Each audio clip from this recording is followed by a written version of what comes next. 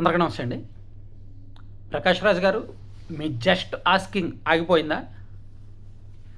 ఎందుకో మీ ఆలోచనను మాట రూపంలో నోటి నుంచి చెప్పే రావణ్ పోలీసుల అదుపులో ఉండేసరికి నాన్ బెయిలబుల్ సెక్షన్లు, దేశద్రోహం కేసు, ఊపా చట్టం కింద కేసు నమోదు చేసేసరికి, అతి తీవ్రమైన నేరాభియోగాలు పోలీసులు నమోదు చేసేసరికి ప్రకాష్ రాజ్ గారు ఎందుకో ఆలోచనలో పడ్డారు, లేదా భయపడ్డారు, లేదా వెనకడుగు వేశారేమో అనిపిస్తోంది.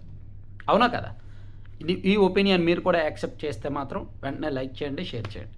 సో వీడియో కంటెంట్ ఇప్పుడు ప్రకాష్ రాజ్ గారు జస్ట్ ఆస్కింగ్ ఆగిపోయిందా, ఎందుకు ఆగింది అనేది వీడియోలో నేను ఒక 5 నిమిషాల పాటు చెప్తా. సో చివరి వరకు చూడండి. కంటెంట్ నచ్చితే షేర్ చేయండి అండ్ కొత్త వాళ్ళు సబ్స్క్రైబ్ చేసుకోండి.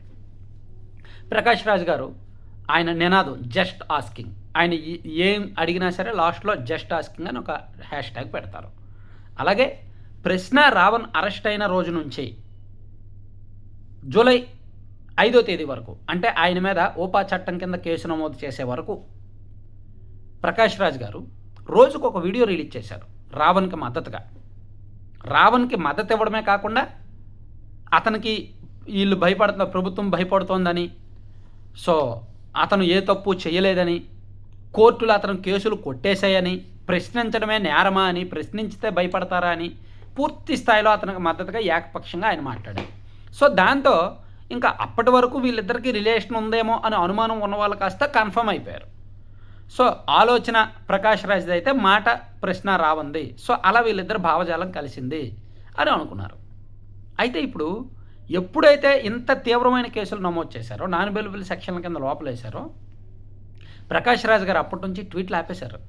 తెలుసా? ట్వీట్ లేదు. గత 4 రోజుల నుంచి చూడండి, ఈ పర్టికులర్ వ్యవహారం మీద ప్రకాష్ రాజ్ గారు ఏం మాట్లాడట్లా, వీడియోలు కూడా రిలీజ్ చేయట్లా. ఎందుకు? ఇప్పుడు ఇమీడియట్గా ప్రశ్న రావణ్ని పోలీసులు కస్టడీలోకి తీసుకుంటారు. తీసుకొని ఆల్రెడీ పోలీసులు హైదరాబాదులో ఉన్న రావణ్ ఇంటికి వెళ్ళి ల్యాప్టాపు, ఒక మొబైల్ ఫోను అండ్ కొన్ని ఎక్విప్మెంట్స్ అన్నీ కూడా స్వాధీనం చేసుకున్నారు. తన భార్య దగ్గర స్టేట్మెంట్ తీసుకొని సంతకం తీసుకున్నారు. సో ఇంట్లో సోదాలు చేసి పూర్తి స్థాయిలో బ్యాంక్ పత్రాలు, బ్యాంక్ పాస్బుక్లు, బ్యాంక్ లావాదేవీలు అన్నీ కూడా తీసుకున్నారు. సో ఇప్పుడు రావణ్ని కస్టడీలోకి తీసుకున్న తర్వాత ఈ ల్యాప్టాప్, ఈ బ్యాంక్ ట్రాన్సాక్షన్స్, ఈ ఫోన్ కాల్ రికార్డ్స్ ఇవన్నీ కూడా దగ్గర పెట్టుకొని ప్రశ్నిస్తారు. ఇందులో ఫస్ట్ ఇమీడియట్గా దొరికిపోయే పేరు, బయటకు వచ్చే పేరు ప్రకాష్ రాజ్. అందుకే అంటే ఇమీడియట్గా తన మీద ఫోకస్ లేకుండా, తన మీద అనుమానం వచ్చింది, తన మీద కాస్త సీరియస్ ఎలిగేషన్స్ రాకుండా, ఏముందిలే నాన్ బెయిలబుల్ కేసులే కదా, కాసేపు అతనికి సపోర్ట్గా మాట్లాడదాం అనుకున్నాడేమో. ఏముంది, బెయిలబుల్ కేసులే కదా, చిన్న కేసులే కదా, కాబట్టి సపోర్ట్గా మాట్లాడదాం అని అనుకున్నారు ఆయన. కానీ ఇంత తీవ్రమైన కేసు నమోదు చేస్తారని ఆయన కూడా ఎక్స్పెక్ట్ చేయలే.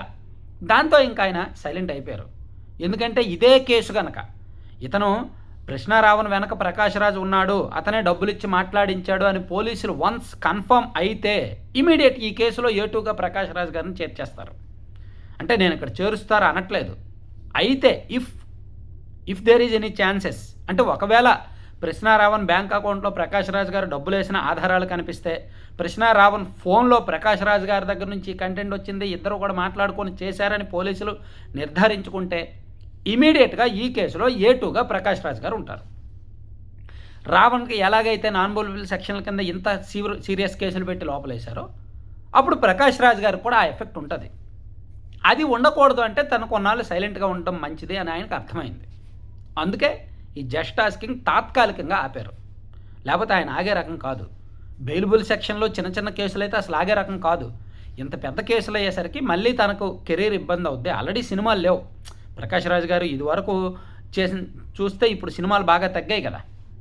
ఎందుకంటే ఇండస్ట్రీలో కూడా ఆయన మీద అంత మంచి పేరు లేదు. డిసిప్లిన్ అంతగా ఉండదని, షూటింగ్ సరిగ్గా వెళ్ళరని, అదంతా వాళ్ళ ఇష్యూస్లే, మనకెందుకులే కానీ. సో ఆయనకి ఈ మధ్య సినిమాల్లో ఖాళీగా ఉంటున్నాడు కాబట్టి ఏదో కాంట్రవర్సీ ఇష్యూ పట్టుకుందామని ఈ కాంట్రవర్సీ ఇష్యూస్ అన్ని పట్టుకుంటూ ఉన్నాడు ఆయన. సో మతపరమైన భావజాలాన్ని రుద్దుతూ ఉన్నాడు. నాస్తికుడు అనే పేరుతో ఒక మతాన్ని ద్వేషిస్తూ, న్యూట్రల్ అనే పేరుతో ఒక పార్టీని ద్వేషిస్తూ ఆయన ఉన్నాడు. సోషల్ మీడియాలో చాలా యాక్టివ్గా ఉన్నాడు. సో ఆయనకు రావణ్ కనెక్ట్ అవ్వడంతో రావణ్ ద్వారా మాట్లాడించాడు. సో ఇప్పుడు భయపడుతున్నాడు ఆయనే కాదు. మీకు గుర్తుందా, ఇతని మీద, రావణ్ మీద ఈ సీరియస్ కేసులు నమోదైన రోజే తులసి చందు కూడా తన ఛానల్లో ఒక 2-3 వీడియోలు డిలీట్ చేశారు. సోషల్ మీడియాలో బాగా వైరల్ అయింది ఈ విషయం కూడా. ఆమె తన వీడియోలు డిలీట్ చేశారు అని. అండ్ ప్రొఫెసర్ నాగేశ్వర్ గారు ఆ రోజు ప్రకాష్ రాజ్ గారితో ఇంటర్వ్యూ చేశారు. ఆ తర్వాత ఆయన కూడా ఈ టాపిక్ మీద పెద్దగా మాట్లాడలేదు. సో మొత్తానికి ఏదో వీళ్ళందరూ ఇంటర్నల్‌గా కొన్ని రిలేషన్స్ బయటకు వస్తాయేమోనని చెప్పి జాగ్రత్త పడుతున్నారేమో అనిపిస్తోంది. అవునా కాదా? మీ అభిప్రాయం ఏంటనేది కామెంట్ చేయండి. Thank you.